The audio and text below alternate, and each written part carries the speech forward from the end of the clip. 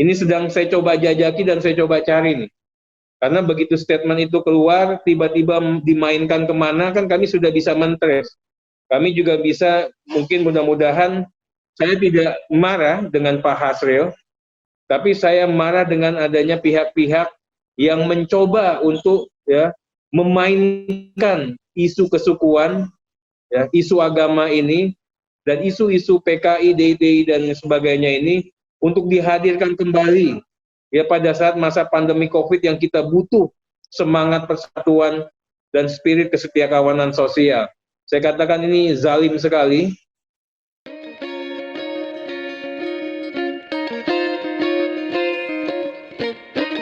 Halo netizen, gimana kabarnya? Semoga tetap sehat dan selalu semangat ya. Ketemu lagi sama saya, Kori Olivia dari Tagar TV. Kita hari ini mau ngobrol-ngobrol tentang berita yang sempat viral, yaitu tokoh pers Sumatera Barat Hasril Tjaniago yang membongkar sosok Bakhtarudin yang disebut sebagai kakek dari politisi PDI Perjuangan Arteria Dahlan. Hasril tidak segan-segan mengungkap latar belakang keluarga Arteria Dahlan. Menurutnya, Bakhtarudin adalah pendiri partai berlogo palu arit di Sumatera Barat. Nah, tapi bagaimana yang sebenarnya ya? Langsung saja kita sapa politisi PDI Perjuangan Arteria Dahlan. Halo Pak Arteria. Assalamualaikum. Waalaikumsalam. Sehat Pak? Alhamdulillah sehat. Oke, Pak Arteria, ini Anda dituduh sebagai cucu pendiri PKI. Dan Anda juga sudah menjelaskan bahwa itu tidak benar. Nah ini bagaimana rasanya Pak ketika Anda dituduh seperti itu Pak? Ya, kalau saya jujur kaget ya, kemudian juga prihatin pada saat kita bicara mengenai substansi mengenai Mbak Puan, kemudian pada saat itu kita sudah bisa mengklarifikasi dengan baik, sehingga positioningnya Mbak Puan maupun statement beliau bisa juga meyakinkan publik, tiba-tiba dihadirkan cerita baru yang cenderung hoax, yang jauh dan sangat jauh dari fakta yang sebenarnya. Harusnya kan kita pergeseran isunya kan seputar Mbak Puan, tapi memang tiba-tiba dihadirkan Arteria itu cucu dari tokoh PKI. Saya tidak bereaksi langsung atau saya tidak reaksioner. Kenapa? Karena saya ini ngerti hukum. Kami ini juga bagian daripada orang yang harus dicontoh. Kenapa? Karena masalahnya juga sudah selesai nih faktualnya. TAP MPR nomor 1 tahun 98 sudah tidak mempermasalahkan yang namanya anak PKI, yang namanya DITII, PRRI Permesta. Kebetulan kami dari keluarga PRRI Permesta, bukan PKI ya. Udah nggak ada, masalah ini udah selesai. Ya, tapi dicoba untuk dibangkitkan kembali. Itu yang pertama. Kemudian yang kedua, dihadirkan isu yang menggiring opini publik yang saya katakan sedikit sadis gitu loh. Kenapa? Karena di beberapa tempat, khususnya di keluarga kami yang ada di Maninjau, yang ada di Sumatera Barat, sangat reaksioner begitu mendengar bahwa kami ini dikatakan keluarga PKI. Walaupun saya sendiri sih sudah terbiasa lah menghadapi yang seperti ini gitu loh. Kenapa begitu? Ya karena memang jujurnya kita bukan bagian daripada Partai Komunis Indonesia kala itu. Kebetulan kami lebih memilih pada Partai Masyumi. Nenek saya tokoh Masyumi. Dan memang sama sekali tidak ada hubungan kekerabatan dengan keluarga-keluarga dari yang berafiliasi di Partai Komunis Indonesia. Kalau dikatakan kakek saya Bakhtarudin, sama sekali tidak benar, Mbak. Kakek saya dari pihak ibu namanya Haji Abdul Wahab Syarif. Itu pengusaha tekstil di Tanah Abang, masuk Jakarta tahun 1950. Saya pikir semua orang kenal sama kakek saya, karena memang anak rantau pada saat itu masuknya ke rumah kami dulu. Itu orang Tanah Abang pastinya kenal sama kakek saya. Karena kita tinggal di Kebon Pala cukup terkenal lah gitu. Berikutnya yang dari pihak ayah, kakek saya namanya Haji Ahmad Dahlan. pedagang di Sumatera Barat. Istrinya, nenek saya itu adalah Ibu Dahniar, Ibu Nian, orang Maninjau, khususnya orang Kukuban, pastinya tahu Ibu Nian siapa. 3 generasi mengajarkan mengaji kepada seluruh orang. Jadi orang Maninjau yang di Jakarta pasti kenal yang namanya Ibu Nian yang di Kukuban. Nah, tiba-tiba dihadirkan dengan atas label seorang budayawan dan sejarawan, itu kan mengkooptasi pemikiran publik seolah-olah benar. Ini yang saya katakan sangat disayangkan. Saya saja yang masih punya akses ya ke kekuasaan lah, kasarnya begitu. Bisa kenal sama banyak orang, bisa juga mau mengajukan laporan polisi juga mudah, bisa melakukan upaya hukum, tersedia banyak sumber daya. Ini masih bisa diberitakan hoaks seperti ini. Masih berani dibunuh karakternya secara zalim, saya katakan begitu. Bayangkan kalau ada keluarga-keluarga kita yang lain, yang terkena, yang nggak punya akses ke kekuasaan, nggak punya sumber daya untuk melakukan upaya hukum, nggak punya keluarga yang bisa mendampingi untuk bisa menenangkan, saya pikir kasihan. Banyak orang-orang hebat, orang-orang baik yang dibunuh dengan cara-cara keji seperti ini. Oke, Pak Arteria, dengan tuduhan seperti ini, lalu apa yang Anda lakukan kepada si penuduh? Apa cukup dengan memberikan counter, menyampaikan penjelasan, atau justru Anda melaporkannya ke polisi karena sudah membuat tuduhan palsu, Pak? Jadi gini Mbak, kami ini kan di orang Minang itu punya adat yang saya katakan sangat baik. Adat kami ini menyelesaikan masalah itu dengan bermufakat, dengan bertabayun, tidak langsung menggunakan upaya hukum. Apalagi saya kan anggota Komisi 3 yang mitra kerjanya memang kepolisian, kejaksaan. Bagi kami mudah-mudahan kalau fakta hukumnya benar, ya, dasar hukumnya ada, sangat mudah untuk melakukan upaya hukum, melakukan laporan polisi dan sebagainya. Tapi saya juga ingin menjadikan dan dijadikan contoh bagi semua pihak termasuk generasi muda. Bagaimana menyelesaikan masalah tidak melulu harus ke kantor polisi.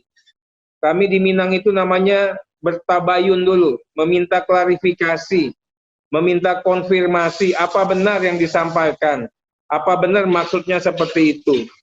Kemudian kami juga bicara dengan yang namanya Niniah Mama. Kemarin kami sudah kumpul, sudah berkomunikasi. Ada yang dari pihak ayah, kemudian juga ada yang dari pihak ibu. Dan semuanya jujur saja, kalau keluarga itu pilihan hukumnya adalah melaporkan ke polisi. Tapi saya yang masih bersikeras, kita nggak perlu lapor polisi. Orang sudah tahu kok kita bukan PKI, ya kan? Dan kalau kita lapor ke polisi dan sebagainya, itu saya katakan akan menjadi contoh yang buruk. Contoh yang buruk bagaimana? Bagaimana menyelesaikan tidak dengan berdasarkan adat istiadat di Minangkabau. Makanya kemarin saya sudah meminta beberapa mama saya, mama itu istilahnya om, angkulah kalau dia memang ditokohkan. Nanti ada seorang namanya Profesor Auzal, itu datua dia, untuk bisa menjembatani, dan juga ada semacam abang saya, Pak Hari Asmar, juga bisa menjembatani ke komunitas dan keluarga Minang. Kami juga bicara juga dengan Pak abang saya, Bang Irman Gusman, yang juga mencoba menjembatani bagaimana masalah ini bisa selesai. Saya berharap kegaduhan ini bisa cepat diselesaikan. Saya yakinlah nggak ada yang percaya saya ini Partai Komunis Indonesia atau bagian daripada itu. Bukan hanya saya lahirnya tahun 75 atau kakek saya begitu, tapi memang silsilah keluarga kami sudah terang benderang, Mbak. Jadi memang jauh daripada apa yang disampaikan oleh Pak Hasril kemarin bahwa kakek saya itu Bakhtarudin. Kami memang memiliki hubungan dengan Ibu Rasuna Said, karena Ibu Rasuna Said itu tokoh Masyumi. Ayah saya di Jakarta ditampung sama beliau, tapi bukan sama Pak Bakhtarudin. Desanya pun juga jorongnya pun berbeda. Kita jorong Kukuban, yang satu jorong Banca. Jadi memang saya katakan informasinya cenderung menyesatkan, dan mudah-mudahan dengan hadirnya saya di sini bisa menjadikan klarifikasi kepada publik dan polemiknya tidak berkepanjangan. Amin. Nah, kalau menurut Bapak sendiri ini, apa sih motif dari si penuduh membuat pernyataan bahwa Anda adalah cucu pendiri PKI, Pak? Kalau saya jujur saya nggak tahu ya. Saya jujur saya nggak tahu. Tapi saya memang mengalami setiap ada beberapa kali ya kalah debat atau ternyata misinya tidak tersampaikan melalui forum suatu acara. Saya bicaranya, saya kasih contoh lah waktu acara Najwa Shihab. Tadinya isunya substansinya mengenai revisi Undang-Undang KPK, tapi bicaranya bergeser mengenai kesopanan dan tidak santunnya seorang Arteria Dahlan. Ini juga begitu, tatkala kami juga bisa berhasil menjelaskan, mengklarifikasi bagaimana statementnya Mbak Puan, ya, itu hasilnya bukan statementnya Mbak Puan yang seperti apa, tapi hasilnya adalah Arteria Dahlan adalah cucu tokoh PKI. Nah ini yang saya katakan, kita mau gimana nih, peradaban kita mau dibuat mundur jauh. Kita harus sehat berdialektika. Kami juga mengharapkan kejadian ini terakhir. Tidak hanya bagi saya, tapi bagi semua pihak. Kasihan banyak orang-orang yang tidak seberuntung saya, yang terkena hoaks seperti ini, ya karirnya bisa mati. Ya masa depannya bisa suram. Oke, Pak Arteria, ini kita agak keluar topik sedikit sebentar ya Pak ya.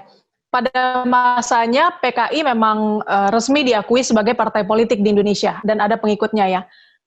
Kasihan juga sih anak cucu pengikut PKI kalau terus ditempeli stigma, cap buruk. Padahal mereka tentu sudah mengerti PKI partai terlarang dan tidak ada ruang untuk bangkit lagi. Menurut Anda, Pak Arteria, bagaimana seharusnya kita, masyarakat, memperlakukan keturunan PKI, Pak? Jadi kalau saya pribadi tidak hanya keturunan PKI ya, di sini ada kami ini namanya bagian daripada keluarga PRRI. Ada beberapa teman juga yang bagian daripada keluarga DI-TII. Ini juga ada yang beberapa lagi yang menjadi bagian dari keluarga Partai Komunis Indonesia. Saya juga ingin menyampaikan begini, Mbak. Kita itu tidak bisa memilih pada saat dilahirkan ayah ibu saya ini mau partai mana. Mudah-mudahan mulai dari situ kita sudah bisa bijak itu. Kita nggak bisa memilih dilahirkan dari rahim ya seorang siapa, dari ya memiliki ayah itu siapa. Ini sudah namanya takdir daripada Tuhan yang Maha Esa, Allah Subhanahu Wa Taala. Nah dari situ mudah-mudahan kita bisa berpikir bijak. Yang kedua, permasalahan ini sudah selesai dengan hadirnya TAP 1, TAP MPR nomor 1 tahun 98. Clear and clean semuanya. Semuanya diberikan hak yang sama, baik yang namanya anak PKI, anak DITI, anak PRRI, semuanya ini sama nih. Udah nggak ada masalah lagi sebenarnya. Berikutnya lagi, ada batasan secara konstitusi, secara hukum negara yang bisa memastikan kita semua untuk hidup secara terukur. Bahwa larangan mengenai komunisme, Marxisme, Leninisme masih tetap hadir. Kita masih eksis itu yang namanya TAP MPRS nomor 25 tahun 1966. Dikuatkan lagi oleh TAP MPR nomor 1 tahun 2003 oleh Ibu Megawati Soekarno Putri itu sendiri. Jadi harusnya isu-isu mengenai yang namanya PKI, DITI dan sebagainya ini harusnya juga kita selesaikan. Sayang kalau yang model-model seperti ini diangkat kembali. Kami ini, ya Mbak ya, kami ini sangat punya tanggung jawab moral untuk bisa memastikan ya kejadian ini tidak terulang. Makanya pada hari ini ya kami menginisiasi bagaimana rapat. Ini kita rapat Badan Sosialisasi MPR. Hari ini saya dari Pekanbaru saya datang sekarang ke tempat ini untuk bisa lebih mengefektifkan lagi. Ternyata yang kita lakukan selama ini ya yang kita pikirkan bagaimana rentannya isu yang namanya isu agama, ya politik primordial yang berbasiskan agama, ya atau politik identitas yang berbasiskan agama, ternyata tidak salah di agama saja. Sekarang sudah merembet ke suku. Bayangkan seorang ketua DPR yang maksudnya baik bisa disimpangkan dan ternyata reaksi publiknya begitu heboh atas nama Sumatera Barat. Yang notabene orang Sumatera Barat itu 70% berada di rantau. Yang sudah berinteraksi dan berasimilasi dengan banyak di Republik ini. Yang mereka berasimilasi saja masih bereaksi seperti itu. Bagaimana nanti kalau tiba-tiba kena dengan suku-suku yang lain, saya nggak bisa membayangkan.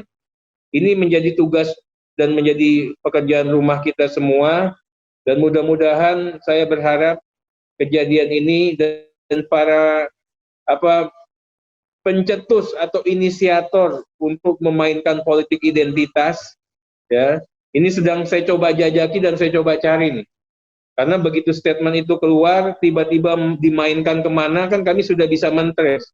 Kami juga bisa, mungkin mudah-mudahan, saya tidak marah dengan Pak Hasril, tapi saya marah dengan adanya pihak-pihak yang mencoba untuk ya memainkan isu kesukuan, ya, isu agama ini, dan isu-isu PKI, DITI, dan sebagainya ini untuk dihadirkan kembali ya pada saat masa pandemi COVID yang kita butuh semangat persatuan dan spirit kesetiakawanan sosial. Saya katakan ini zalim sekali, dan ini juga harus menjadikan bagian dari upaya penegakan hukum yang harus kita cermati secermat-cermatnya.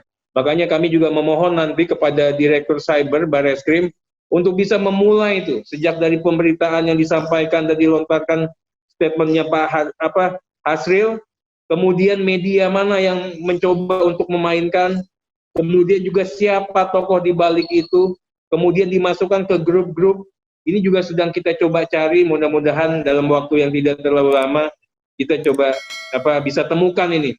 Siapa pemain-pemain yang saya katakan nggak boleh lah, diharamkan melakukan aksi-aksi yang mempertentangkan dengan antara agama, suku, ya, dalam konteks keberagaman yang sedang kita coba perjuangkan saat ini.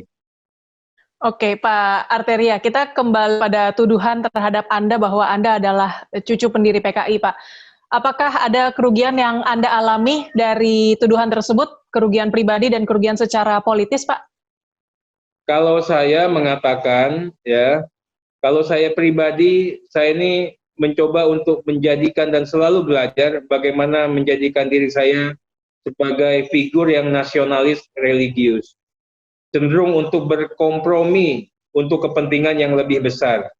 Kalau saya terlalu kencang untuk mengatakan bahwa saya ini bukan PKI dan PKI ini tidak baik dan sebagainya, Anda bisa bayangkan tidak perasaan ya teman-teman yang lain, ya, perasaan anak dan cucu ya anggota-anggota PKI atas reaksi yang akan saya lakukan. Kita juga mencoba untuk mencari keseimbangan itu. Bukan berarti kok Anda tidak bereaksi kala itu. Saya katakan saya tidak mau terpancing. Dan saya juga tidak mau menyakiti anak, cucu, dan keluarga-keluarga yang PKI yang sudah dipulihkan melalui tahap 1 tahun 1998 TAP MPR. Itu yang pertama. Kemudian yang kedua, memang kalau dari sisi keluarga besar kami, kalau dari sisi keluarga besar ayah saya dan ibu saya ini rapatnya tiap malam, Mbak. Reaksinya ujung-ujungnya mau mempolisikan Pak Hasril, mau mempolisikan media-media, dan kami sudah bilang, saya katakan ini kita negara hukum, ya, lakukan proses hukum. Tapi kita orang Minang juga, izinkan saya menggunakan cara saya. Saya tabayun, klarifikasi ke Hasril. Kemudian saya meminta betul kepada Mabes Polri untuk mengusut ini, siapa yang main di belakang ini. Ya. Bahaya kalau isu ini dimainkan di 2024, pertumpahan darah bisa terjadi. Jadi jangan dilihat ini kepentingan saya pribadi. Adanya bibit-bibit intoleran, bibit-bibit yang ingin memisahkan kebinekaan kita ini dengan alasan agama dan suku ini mulai kental terasa. Saya aja jadi korban berita yang tidak mungkin, yang tidak bisa dipercaya oleh publik ya. Mungkin publik nggak percaya kepada saya PKI, tetapi lama-lama kalau dimainkan dengan baik, orang percaya kami PKI. Kan saya diemin ini isunya. Isu yang 1x24 jam saya diemin. Tapi makin lama kita kan juga melihat bahwa isu ini menggelinding dan seolah-olah mengkooptasi publik, pemikiran publik, bahwa memang sebagian besar ada yang percaya saya ini cucunya PKI. Nah, atas dasar itu kami bereaksi. Kami mencoba untuk melakukan penyikapan-penyikapan. Ruginya secara politis ya, karena kami dari keluarga Masyumi, keluarga ini tercemar. Ya, merasa tercemar setidaknya. Tapi saya katakan nggak ada masalah. Jangan begitu. Ya, kasihan juga kalau kita terlalu bereaksi bagaimana keluarga-keluarga kita yang selama ini sudah ya dilabeli oleh PKI, menambah dukanya mereka. Kalau saya hanya mengatakan saya kena hoaks, dizalimi, difitnah secara keji. Tapi bagi yang keluarga-keluarga PKI itu, akan menjadi permasalahan baru, polemik baru. Ini yang saya coba untuk bisa menenangkan ke pihak keluarga. Mudah-mudahan kita akan kumpul lagi. Saya cuma sampaikan kita jangan kejar yang seperti itulah. Yang aktor intelektual yang bermain di belakang ini yang harus diusut tuntas oleh penegak hukum atau aparat penegak hukum, bukan yang ada di permukaan ini. Tapi kalau ditanyakan kerugian, saya nggak bisa banyak sekali Mbak kerugiannya, ya. Karena sebagian orang masih menganggap ya memang tugas kami yang ada di MPR, ya ini permasalahan Partai Komunis Indonesia ini belum selesai. Nah, dengan demikian, dengan stigma seperti itu, ya arteri komunis dan sebagainya, ini akan menjadi persepsi buruk publik terhadap diri saya. Tapi saya yakin, ya kalau orang menzalimi pasti saya dapat juga keberkahan lah. Karena satu pintu Tuhan ditutup akan dibentuk 1000 pintu Tuhan yang lain bagi kita yang bertakwa atau percaya sama Allah gitu. Jadi saya yakin ya kalau mau bereaksi pastinya saya bereaksi, tapi saya tahu begitu saya bereaksi akan ada kenapa Triadahan bereaksi. Apa ada yang salah dengan kami ini anak atau cucunya PKI? Ini juga akan membuat luka baru. Saya akan gunakan dengan cara-cara yang berkearifan lokal. Kami juga, saya wakil Ketua Umum Ikatan Keluarga Minang, saya tidak mau ribut di ruang publik. Ya pada waktunya kalau sudah kelewatan mungkin kita akan lakukan upaya-upaya hukum. Tapi sebatas kami masih bisa berkomunikasi, berdialektika ideologis maupun juga etnis, mudah-mudahan kita dan saya akan tetap meminta keluarga besar kami untuk menahan diri, untuk melakukan upaya-upaya hukum bagaimana disediakan oleh Negara Kesatuan Republik Indonesia ini. Oke, pertanyaan terakhir Pak Arteria. Apakah ada pesan dari Pak Arteria untuk si penuduh Hasril Caniago, Pak? Ya, pesan saya untuk Pak Hasril kan mengajarkan kemarin di ILC. Mbak Puan harus bisa juga ya sebagai pemimpin kalau berkata-kata itu jangan sampai perkataannya itu menimbulkan tafsir. Seandainya menimbulkan tafsir kan pasti yang menyarankan untuk minta maaf. Sama, ini sebenarnya ini kejadiannya kan langsung dibalas atau dibayar kontan ini sama Allah nih. Orang yang menyarankan, tapi ternyata yang bersangkutan juga sampai saat ini belum kelihatan untuk mau memperlihatkan ya permohonan maafnya. Bukan maaf karena pernyataannya, maaf karena dengan adanya pernyataan seperti itu ditafsirkan macam-macam oleh publik. Itulah, kadang-kadang memang kita bicara ini pandai kita berbicara, tapi pada saat kita mengimplementasikannya, kita masih sulit.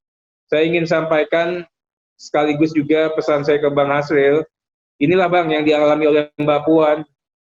Ya. Kadang-kadang kita tidak bisa menilai orang, karena baik buruknya orang itu punya Allah, gitu loh. Dan mulailah kita berbijaksana, mulailah kita bertoleransi apabila kita punya salah dan khilaf. Saya tidak akan minta Pak Hasril minta maaf, ya, karena rasanya harga dirinya beliau itu sangat tinggi, melebihi segalanya. Ya, saya sudah dikorbankan 3-4 hari ini, ya hidup juga yang namanya setengah menderita atas fitnah atau atas juga penistaan yang dilakukan. Mungkin saja tidak ada maksud dari Bang Hasril, tapi dengan pernyataan beliau bisa dimainkan oleh media maupun pihak-pihak lain yang bisa menyerang kehormatan, harkat, dan martabat kami. Untungnya saya masih punya akses, masih punya kekuasaan untuk melawan dan memberikan klarifikasi. Tapi bayangkan bagaimana kalau pihak-pihak atau ada banyak orang yang tidak memiliki keberuntungan seperti saya, yang tidak punya akses ke kekuasaan, tidak punya akses dan sumber daya untuk melakukan perlawanan, mereka akan terbunuh secara politik. Mereka yang baik-baik ini juga akan mendapatkan kesulitan untuk melakukan klarifikasi di hadapan publik. Oke, Pak Arteria, terima kasih banget Pak untuk waktunya dan juga penjelasannya. Semoga masalah ini bisa segera selesai dengan solusi yang terbaik ya Pak ya. Ya, terima kasih Mbak. Baik, netizen, demikian perbincangan saya bersama politisi PDI Perjuangan Arteri Dahlan. Subscribe channel YouTube Tagar TV dan klik loncengnya juga untuk mengikuti video menarik membahas topik terhangat hanya untuk Anda. Saya Kori Olivia dari Tagar TV.